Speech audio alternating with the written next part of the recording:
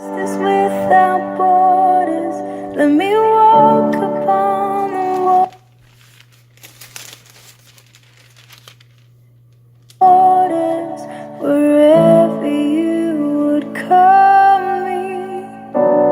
Take me deeper than my feet could ever wander, and my faith will be made stronger in the presence of my Savior.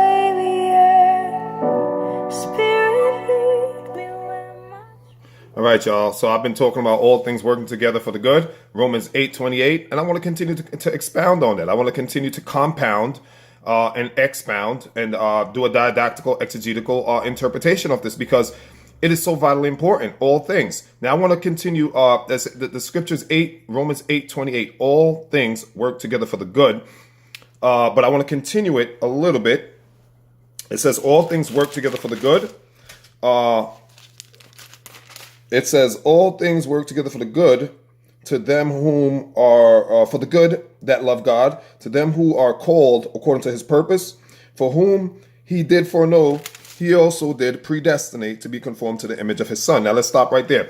Let's look at the word predestinate. Predestinate can be translated or interpreted as to go before, to know ahead of time and make preparations. Let's say that one more time. Predestinate means it can be interpreted as, or it can be extrapolated as to go before, to have some kind of foreknowledge and go before ahead of time and make the necessary preparations. From those who he did predestinate, moreover, whom he did predestinate, them also he called, and whom he called, them also he justified, etc., etc., etc. The point here is this, folks. Predestination also implies God. It says, for he foreknew. If I say I knew something, the word knew, if I knew something, the word knew lets me know that, or let you know that it's knowledge that has been known beforehand. The exact word that is used here is for whom he did foreknow. So if you foreknow something, you know it before ahead of time. And this plays into the omniscience of God. God is omniscient, omnipresent, and omnipotent. So he is all powerful, right? Omnipotent, all powerful, omnipresent, he's everywhere. And omniscience means he's all knowing. So therefore he foreknew you and he predestined you. So because I know ahead of time. Now here's the trick. The question then begets this. Is there any free will? This is the argument. This is the debate that has been going on for countless years. Is there anything such as free will? If God is omniscient and he knows all things before it happens, then are we just robots? Are we just autonomous? Is there anything as self-autonomy? Is there anything as autonomy? Or are we just all robots? Or are we just expected to do exactly what we're expected to do? But here's the wisdom. Here's the insight that he's allowed me to see. No, we're not all robots. And yes, we do have all free will. And how do we reconcile these two seemingly contradictory proposals or propositions? The concept of free will and predestination. It's simple. Predestination's foreknowing means this. God already knew that you were going to answer the call or reject it. So because he's omniscient and he knows that I have the free will, I'm going to answer the call. He says to himself, okay, this young man is going to answer my call. Therefore, I'm going to predetermine. I'm going to go before him and I'm going to make the necessary preparations, the environment, the circumstance, conditions that he's going to need to fulfill the purpose that I have for him. I'll say that one more time. Because of God's foreknowledge, him knowing things before time, he can determine, he has a predetermined, he can see that you're going to accept the call or reject the call. And either way you go, he predestines, meaning he goes before you and makes the necessary apparatus, mechanisms, machinations, environment, circumstance, conditions that's going to be necessary for the ultimate goal, for the ultimate purpose, which is his plan. So if you already are predisposed to reject the call, he knows that you're going to reject the call. That doesn't mean you don't have free will. put it like this. If you know your son is going to, you're a father, you've been observing your son for some years, and you know with a certainty that he's going, if given a choice between vanilla ice cream or chocolate ice cream, you know he's going to choose chocolate. You know beforehand that that's what he's going to choose. So you say, okay, I know he's going to choose chocolate ice cream. Chocolate ice cream does, it is what he really likes. So I'm going to make the preparations, the thing that he needs to make sure he has the chocolate ice cream. Very simplistic, very, I would even say immature example, but I think it gets the point across. So if you know what your child is going to do before they do it, because you're the adult, you can make preparations for what they're going to need when that the time comes, when they make that choice. And I don't know if you get that, but that's the simplest way I can explain it, where God already knows what you're going to do before you do it. Therefore, he makes the preparations that you're going to need to fulfill the purpose he has set for your life.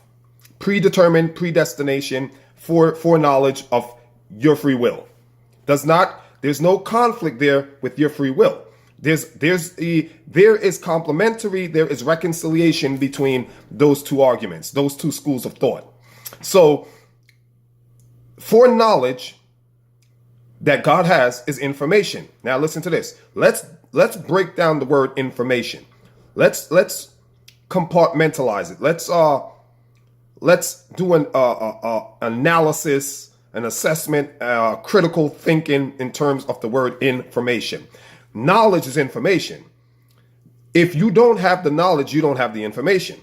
If you have the knowledge, you have the information. I'm going to play with words here a little bit. Knowledge is information. Information. If you have knowledge, you have information. If you don't have the knowledge, you don't have the information. Now, why am I harping on the word information? Because let's break it down. In, form, mation, information. The knowledge gets in you and form and gives you a formation, gives you a form. Formation. You are in formation. You are in formation. That's what the knowledge does. When you get the knowledge, it gets in you and gives you a form, gives you a formation. It puts you in a ranking, in a certain pattern, a certain style. You are in formation. You are in formation. You are standing in a certain form, a certain line, certain pattern. And that's what the knowledge does. When it gets in you, it puts you in formation. So all things, the word things.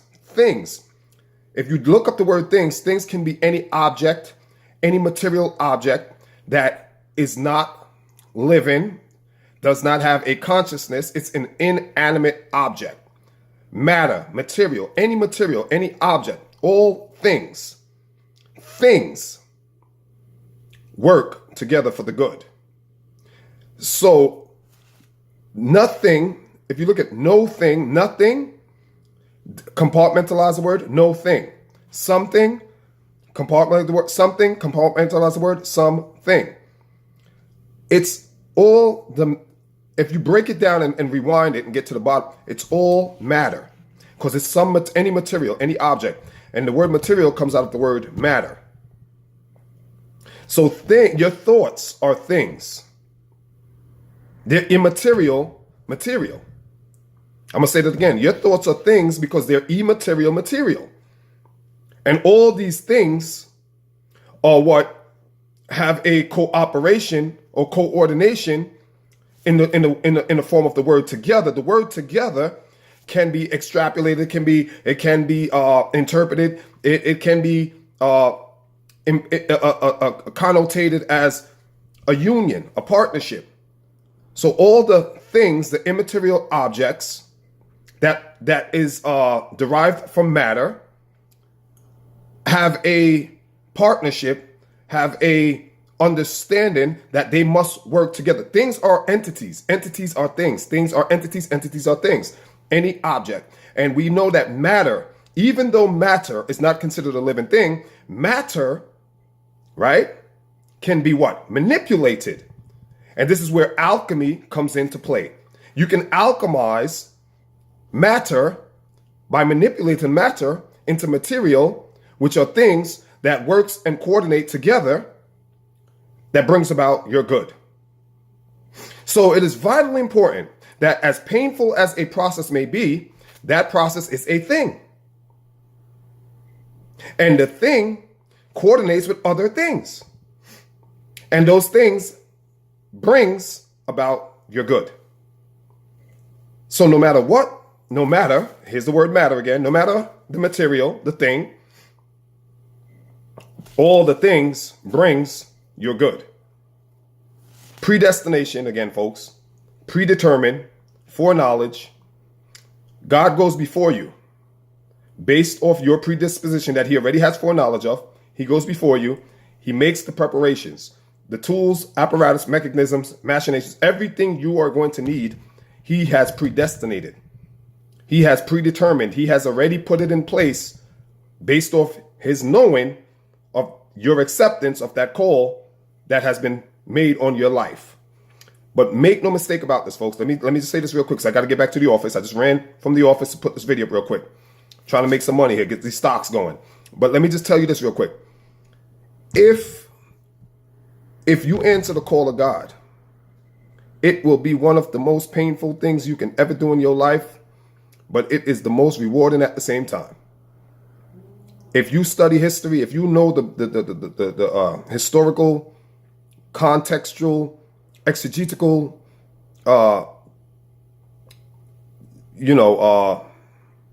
stories or tales or episodes of various people's lives throughout history, there's always pain involved. There's always suffering. But in suffering, in pain, in misery, is where you find God. You never know God is all you need until God is all you have. I'll say it one more time. You never know God is all you need until you realize God is all you have. Till next time, I'm going to be cooking books. Peace.